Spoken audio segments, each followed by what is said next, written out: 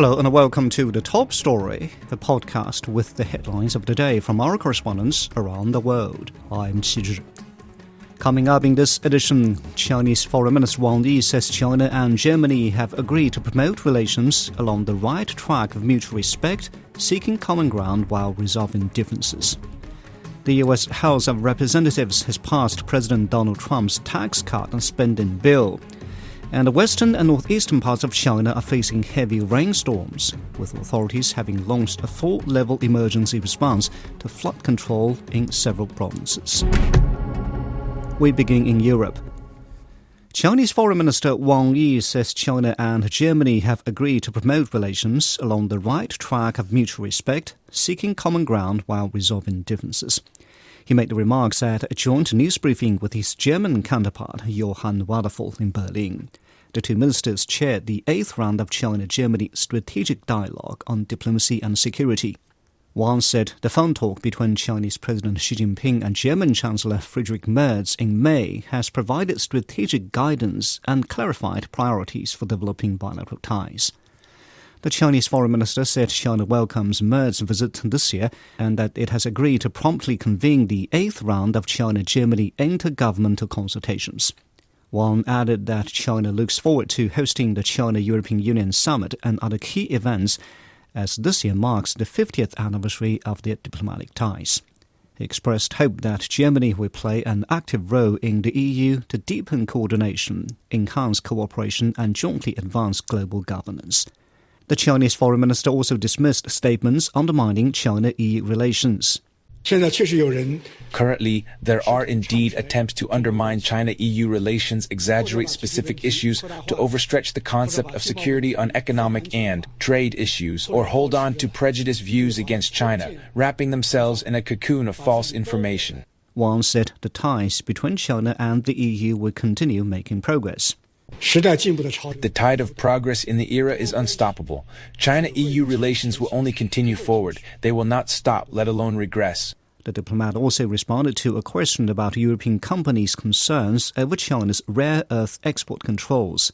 He said rare earth exports have never been and should not become an issue between China and Europe. Rare earths were not a problem in the past, nor will they be in the future between China and Germany or China and Europe. As long as they follow export control procedures, Germany and Europe's needs for rare earth will be safeguarded. For more on the Chinese foreign minister's trip to Germany, here's Peter Oliver in Berlin. He received a very warm welcome here at the German Foreign Ministry as he arrived to meet with Johann Waderfall, who's the first time he's meeting the Chinese Foreign Minister in the role as German Foreign Minister himself. It's expected to be something of a rekindling of the diplomatic relations ahead of the big EU-China summit, marking 50 years of diplomatic relations at the end of this month. When it comes to electronic vehicles, of course, Germany, it's no secret, is widely opposed to European decisions to put in place tariffs on Chinese-made EVs because Germany's such a big exporter of vehicles itself, and it doesn't want to see its cars that go to China face tariffs as well, potentially. What we may well see some talk about is Chang'an, the Chinese EV manufacturer has just announced, and so some of their board members just announcing that they're looking at Germany potentially for building a factory here.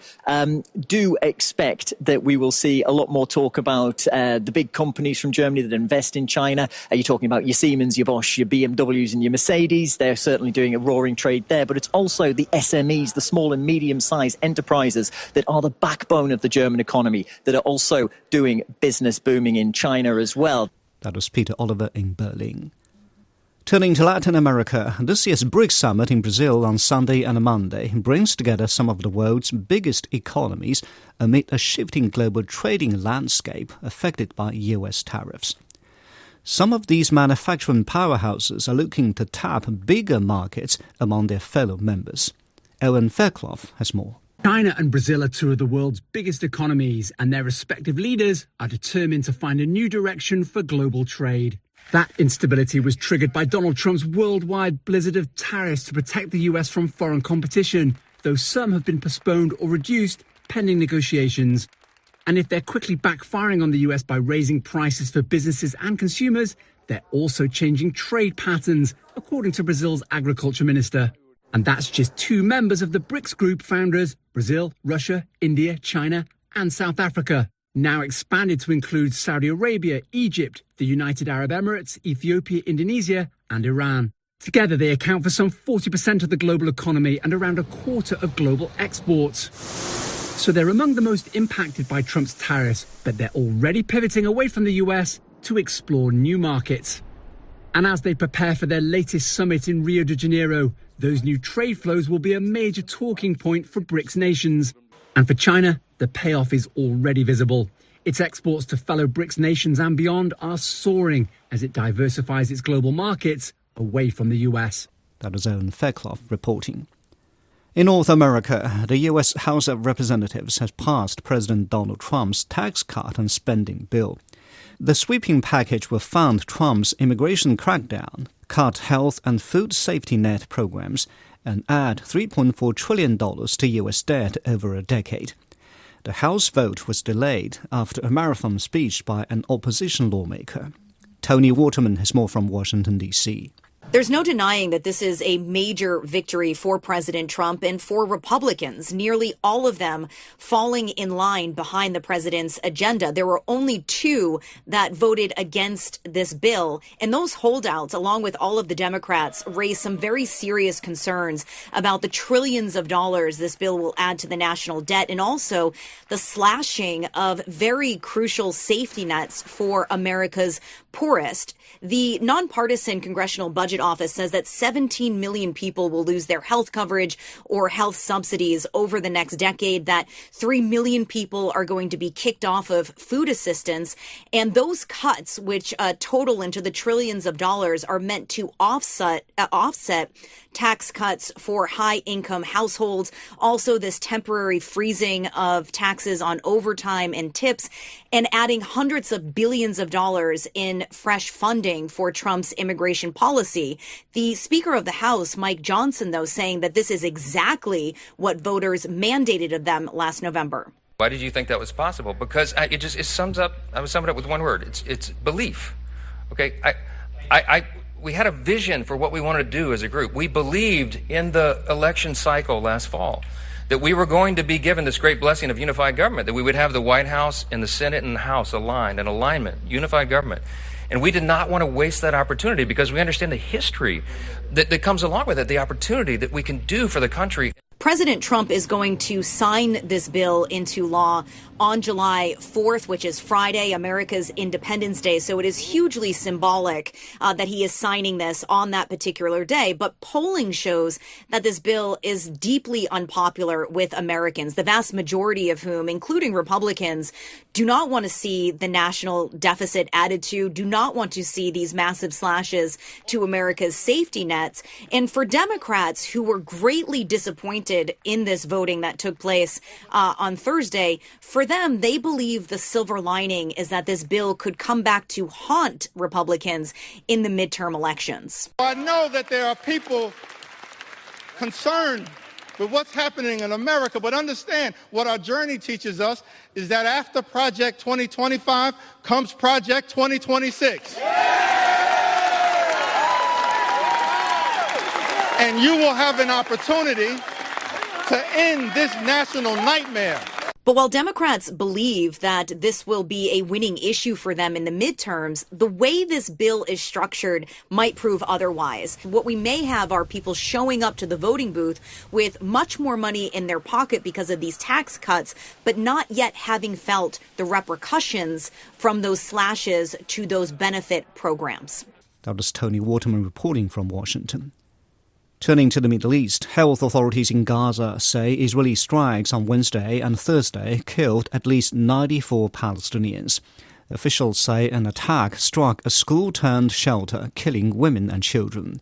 Rami Amagari reports from Gaza City. More than a dozen people, displaced Palestinians, majority of them are women and children from one same family, were killed actually in a new Israeli airstrike that was carried out by an explosive drone right at this shelter school in the heart of Gaza City, which was sheltering these people and many others. Those who were killed were, yes, they included orphans whose father was killed in the beginning of the war, and their uncle, along with his children, women, and those orphans were killed in an abrupt Israeli airstrike on this particular school, which is called Mustafa Hafid Primary School in Gaza City.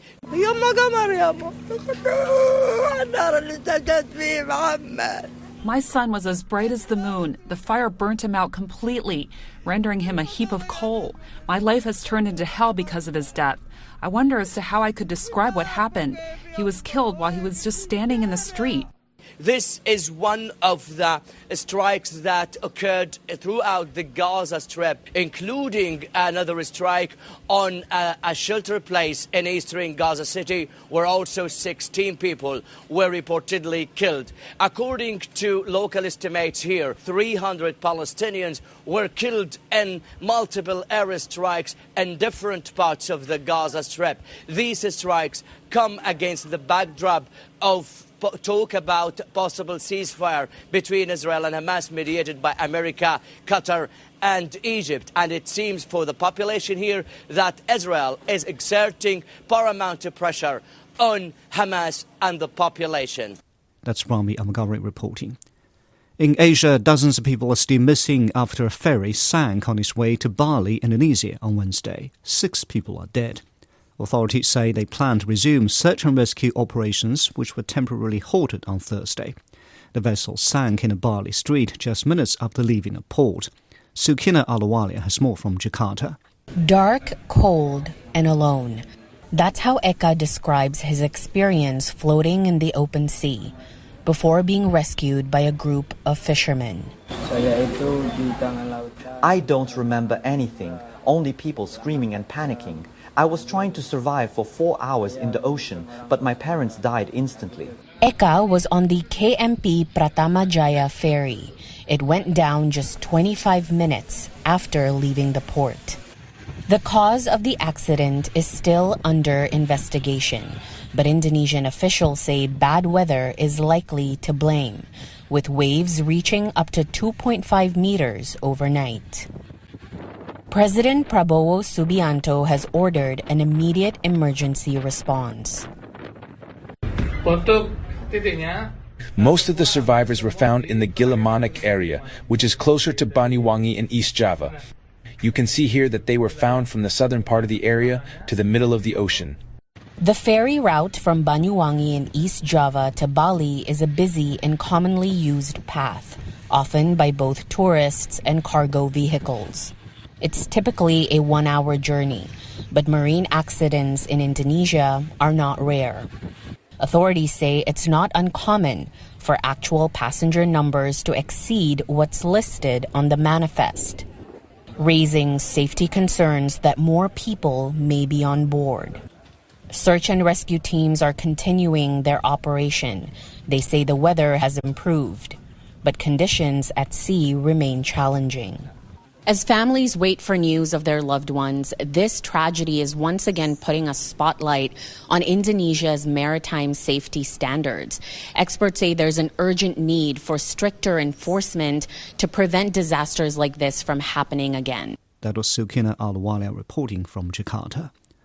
Finally, in China, the country's western and northeastern parts are facing heavy rainstorms. Authorities have launched a full-level emergency response to flood control in provinces such as Liaoning, Sichuan and Yunnan.